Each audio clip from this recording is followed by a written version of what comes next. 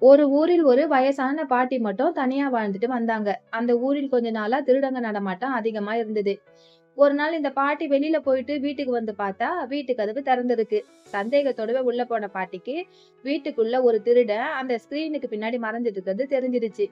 இவனை எப்படியும் தப்பிக்க விடக்கூடாது, புத்திசாலித்தனமா பிடிக்கணும்னு நினைச்சாங்க பாட்டி. அதுக்காக ஒரு தந்திரம் செஞ்சாங்க. அங்க இருந்த விளக்கு ஸ்டாண்ட் முன்னாடி போய் நின்னுக்கிட்டு, "ஏன் மாய விளக்கே, என் மேல ஏதாச்சும் கோபமா? நான் வெளியில போய் வந்ததும் என்ன நடந்ததுன்னு கேப்பியே, இன்னைக்கு ஏன் கேட்கல?" அப்படின்னு சொன்னாங்க. இத கேட்டதும் திருடனுக்கு ஒரே ஆச்சரியம். "பேசுற விளக்கா?" அப்படின்னு எட்டி பார்த்தான்.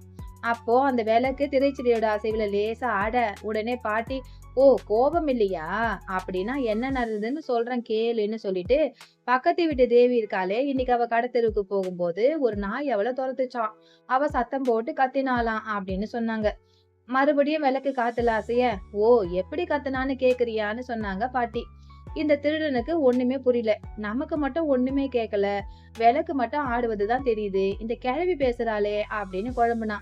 இந்த பாட்டி, "மாய விளக்கே, அந்த தேவி எப்படி கத்துனான்னு சொல்றேன் கேளுன்னு" சொல்லிக்கிட்டு உதவி உதவின்னு சத்தம் போட்டு கத்த, அக்கம் பக்கத்து வீட்டுக்காரங்க இந்த பாட்டிக்கு ஏதோ ஆபத்துன்னு ஓடி வந்தாங்க. அங்க பார்த்தா திருடன் நிக்கிறான். அவனை பிடிச்சு காவல் நிலையத்துல ஒப்படைச்சாங்க. இது ஒரு திருக்குறள் கதைங்க. "பருவத்தோடு ஒட்ட ஒழுகல் திருவினை தீராமை ஆர்க்கும் கயிறு." இதுதான் அந்த திருக்குறள் விளக்கம். காலம் உணர்ந்து அதற்கேற்ப செயல்படுதல் அந்த நல்ல செயலின் வெற்றியை நழுவ விடாமல் கட்டி பிணிக்கும் கயிறாக அமையும்.